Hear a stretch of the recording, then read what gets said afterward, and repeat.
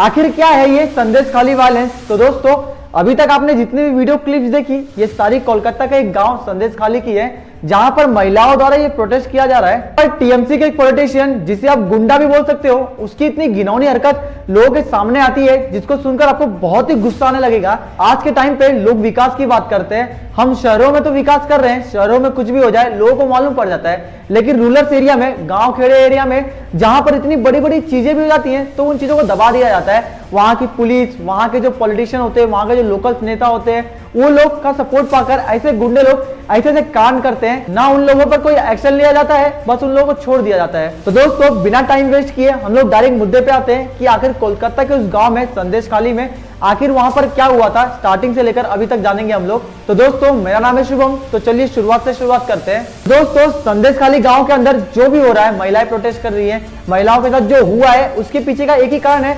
शाहजहां शेख नाम का एक गुंडा, जो वहां के टीएमसी का पॉलिटिशियन भी है, जिन्हें वहां पे लोकल लोग भाई के नाम से बोलते हैं। दोस्तों, पहले मैं आपको बता दूं कि शाहजहां शेख का बैकग्राउंड क्या है, ये बंदा कहां से आता है। तो दोस्तों, शाहजहां शेख टीएमसी का लीडर है, लेकिन अगर उसके इतिहास की बात करें, इसके पास बहुत सारे तालाब थे, जिससे मछली का बिजनेस किया करता था। फिर धीरे धीरे करके 2004 में ये ईंटों के भट्टों का यूनियन लीडर बनता है। फिर धीरे धीरे कर इसका डोमिनेशन उस एरिया में बढ़ने लगता है और लोग इसे पहचानने लगते हैं। फिर धीरे धीरे क्या था, सबको पता है, अगर आपका डोमिनेशन बढ़ रहा है आपके एरिया में, तो कोई ना कोई पॉलिटिकल पार्टी आपको जरूर खड़ा करती है, उसे आसानी होती है वोट बैंक को खड़ा करने के लिए। सबको पता है कि जब पॉलिटिकल सपोर्ट मिलता है, तो आदमी के जो इलीगल काम होते हैं, जैसे जमीन को हड़पना, इसका जो पुराना काम था कि गरीब आदमी को डरा कर, धमका कर, उसकी जमीन को हड़प कर वहां पे खड्डा खुदा कर मछली पालन करता था। तो इनके ऊपर बहुत सारे केसेस चल रहे हैं, हम लोग सबकी बात नहीं करेंगे, लेकिन रिसेंटली जो केस इनके ऊपर हुआ था उसकी बात करते हैं। और इसी साल 5 जनवरी को एक स्कैम सामने आता है, राशन डिस्ट्रीब्यूशन स्कैम।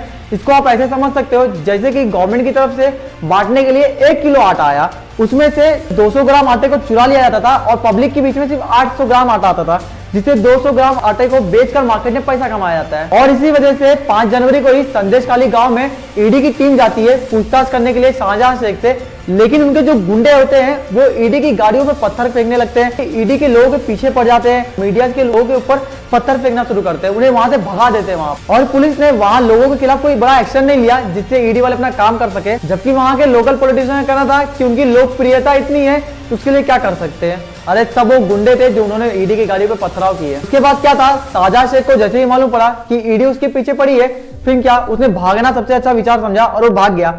और क्या हुआ, जब कोई गुंडा अपने इलाके से भागता है ना, तो कहीं ना कहीं ऐसा भी होता है कि जो उसका दबदबा था वो थोड़ा कम हो जाता है, जिसकी वजह से जो दबे हुए लोग होते हैं उनकी आवाज उठने लगती है। और ऐसा वहां पर हुआ भी। जैसे ही शाहजहां शेख वहां से चला गया, वहां की जो औरतें थी, जो पीड़ित थी, जिन्होंने इतना घिनौना आरोप उसके ऊपर लगाया, वो और उसके कुछ साथी किस तरह वहां के लोगों के साथ बुरा काम किया करते थे, आप सुनोगे भी तो आपकी रूह कांप जाएगी और आपको गुस्सा भी आएगा। उनका आरोप यह था कि शाहजहां शेख के जो गुंडे होते थे, जैसे ही रात होती थी तो रात के समय वो उनके घर पे आया करते थे, और जो माँ बहनें होती थी उन्हें उठा के लेके जाते थे और उनके साथ रेप किया जाता था। जैसे कि कोई नई दुल्हन आई हो, उसे उठा लिया जाता था, कोई लड़की बड़ी हो गई हो, उसे उठा लिया जाता था।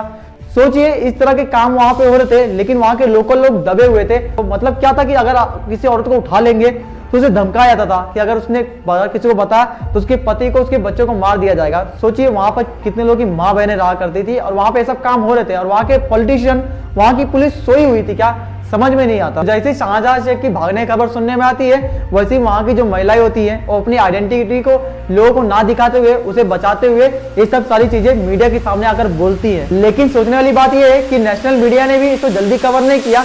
मानोगे नहीं आप, जब औरतें रोड पर चली आई, हाथ में झाड़ू डंडे लेकर पुलिस वालों को घेरने लगी, उसके बाद जाकर इस चीजों को हाईलाइट मिली, ये चीजें हाईलाइट में आई, तब जाकर नेशनल मीडिया ने इसको कवर किया। जबकि सोचने वाली बात है कि वहां की मुख्यमंत्री माननीय ममता बनर्जी जी है, जो खुद एक महिला है, क्योंकि तब गवर्नमेंट को पता है कोई भी कांड हो रहा हो, जब तक मीडिया नहीं पहुंचेगी, सोशल मीडिया साइट पर वो चीजें अपलोड नहीं होगी, किसी को पता ही नहीं चलेगा, तो वो चीजें ऐसी चलती रहती है। नॉर्मल सी बात है कि जब ये सब चीजें उठेंगी तो स्टेट गवर्नमेंट के ऊपर बहुत ही प्रेशर आता है। तब जाकर हमारी माननीय ममता बनर्जी जी मीडिया के सामने आई और उन्होंने बोला कि हमारी नजर है इसके ऊपर, हम इसके ऊपर स्ट्रिक्ट एक्शन लेंगे, और उन्होंने ऐसा किया भी।